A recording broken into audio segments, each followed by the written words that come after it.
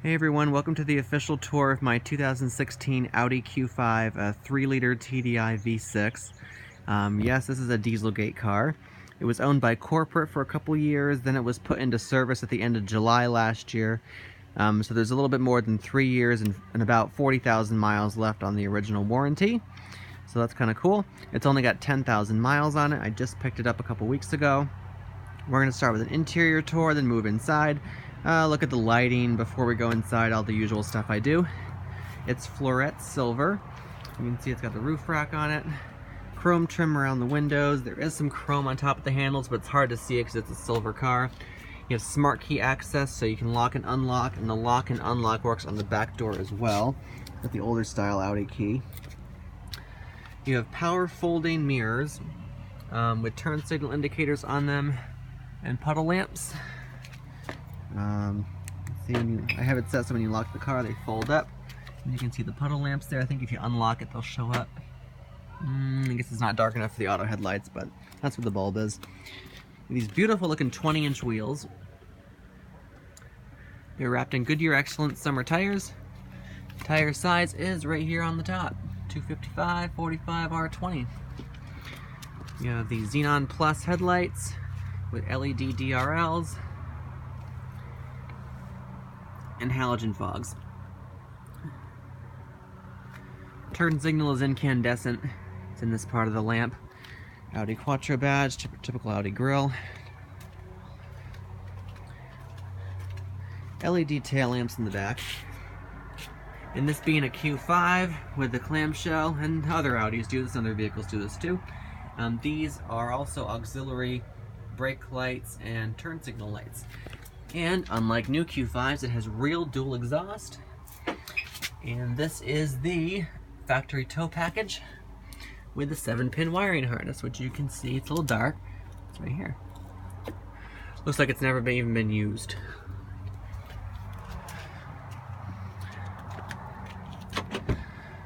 Let's get some lighting action going on here. I'll put it in accessory mode so you can take a look. I'll turn the climate system off in the meantime. And the stereo. Sorry about the beeping. Headlights are on. Front fogs, rear fogs. Oops, and I always forget this for some reason. Turn signal. Here's your mirror indicator. Here we are from the front.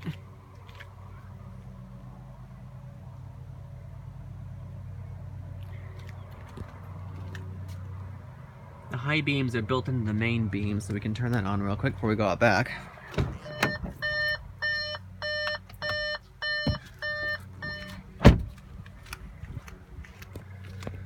You can see, so I'm assuming these must be bi-xenons.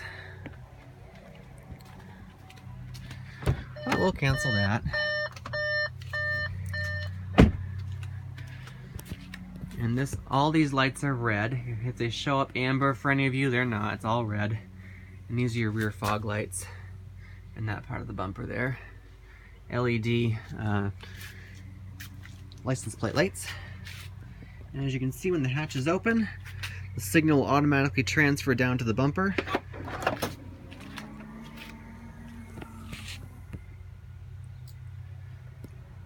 And that one shuts off.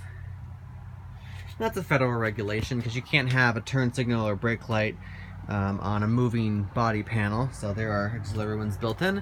Then when you close the hatch, you'll see it automatically transfer, but just really quick while we're back here, 40-20 foldy, split folding seats, you can fold them right here. Those are the releases. Some incandescent bulbs. Nice metal plate here with metal tie downs. Under storage here, inflatable spare, that's the cover if you ever want to take the tow package off and have a flush bumper mount. 12-volt power socket there. And you can of course remove this parcel shelf. So let's take a look at that transition I was telling you about.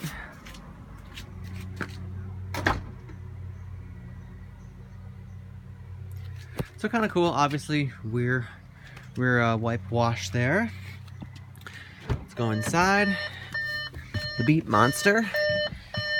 Yes, yes, yes. Beeps you like a German prison warden. Alright. What do we have on the doors? We have some soft touch, very low gloss materials, very nice. We have the memory seats here for driver and passenger. It does the seats and the mirrors. Blind spot monitoring, blind spot enable disable, Bang & Olufsen stereo.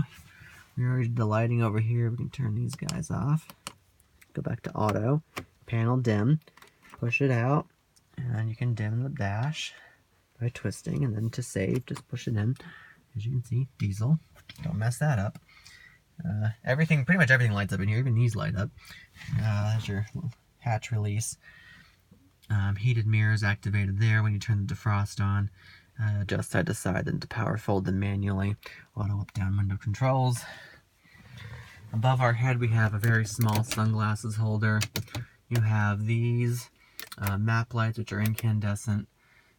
Interior lamps are here. Ooh, that's bright. Universal garage door opener. And then you have the controls for the sunroof. And these are the spotlights that shine down for some ambient lighting. Your hand kind of glows red as you do that. And you can see the sunroof is huge. The buttons, the arrows are for the sunshade. This goes all the way back. Way, way, way back. It's a huge sunroof. And you can open it up to different levels and then force it all the way open. So normally, that's all the way open. And it will only open to a certain point for better cabin acoustics, but the rest of the switch is spring-loaded here, so you can force it like that, and it'll go back even more, but it will buff it a lot more. I haven't tested it out, but that's generally the way these things are set up. And to close it, just twist all the way that way. So that can close, and then we'll put the sunshade close. And it's nice and smooth. Grab handles there, adjustable shoulder belts, nice glossy wood trim. Leather-wrapped steering wheel, typical MMI style, Audi steering wheel controls from this generation of Audi. Normal cruise control stock down here. Manual tilt telescopic steering column. This one has nav. Typical, swivel wheel controls here for the main menu. Not going to go too far in depth with that. It does have dual zone climate control. In here we have SD card slots, 2 of them, and SIM card for your 3G Audi Connect services. It's kind of cool. We have auto start stop. Here's the coolest thing. If you push this button and turn it off, it'll stay off forever every time you turn the car on and off. So you can permanently disable it. I love that. This forces on your camera and in the front and rear park sensors. Traction control enable disable, and then hill descent control. One thing I will show you guys with oops, didn't mean to do that. With the climate control is, now it's a little weird because you have to push this button first before you can adjust the fan speed, and it will mimic what you're doing up here. And if you do it from the passenger side, unfortunately you can't have independent fan speeds, but you can have independent zones. This is the zone button. It's an automatic right now, and it'll mirror up here, so I can change my own side to different fan positions. And the passenger, if you use this control, can do something different over here, which is kind of a neat feature. And then you can sync it all back together again by holding this button. And then you can change the different temperatures. Press and hold to sync here. That's how you sync most Volkswagens and Audis if they don't have a sync button. So that's how that works. The glove box is here with your owner's manual, and this is my Lightning dedicated controller. You can tell this is an old style car. It doesn't even have USB ports. Air conditioned glove box. Window stickers here. I had this covered up so you can't see the VIN. Other than that, it's a premium plus trim. It's got the tech package, and you can kind of read what's in there with basically the nav, side assist, and B&O factory tow package, and the 20-inch wheels. So this one does not have shift paddles, and it also does not have Audi Drive Select. If you press car, you can only adjust this kind of stuff. There's no drive select. One thing that's interesting, and this is actually the first car I've had that I don't think has a dipstick. Your oil level is in here. So that's kind of interesting. And there's a few other things. I mean, I could go forever giving you an MMI tour. But over here is more of your engine specs. So it's got 240 horsepower and 428 pound-feet of torque. It's not listed on here, but those are what your engine specs are. And you can see some other equipment. There's your EPA numbers. Those are really easy EPA numbers to hit. I can get mid-30s out of this car, no problem. Cup holders are here, a little storage slot there. This thing slides fore and aft, and you can ratchet it to different heights, all the way up and back down to reset. Let me grab the key again. We're going to pop out, take it out of accessory mode. And there's a lamp that'll shine down here, incandescent, to kind of illuminate the floors a bit. And there's a nice sill there. I bet the puddle lamps are on now. There's the puddle lamps. Got some more red accent lighting in the handles there. 8-way power driver's seat with 4-way lumbar, or you can call it a 12-way power driver's seat. I believe the passenger seat is the same, but with no lumbar adjustment. You can see I haven't got this thing totally memorized yet. Yep, so no lumbar on the passenger. The rear seats are nice and comfy. Sneak over here real quick. They recline a little bit. The materials on the door are the exact same as the front. Nice low gloss. Nice glossy wood here, of course. Soft touch. This is how you can fold the seats down like this, or you can use that to recline them. Now you can see they don't move that much, but they recline enough to make a noticeable difference if you're sitting there. This is the most bolt upright position. This is the most reclined position. Doesn't look like much on camera, but you can definitely feel the difference. You have a nice armrest here with your typical Audi slide out cup holders.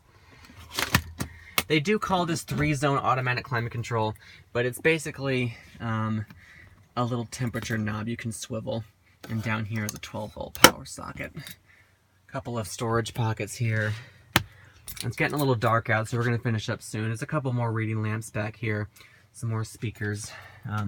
Even back here they have kind of interesting designs on them, just little pieces of attention to detail that I like.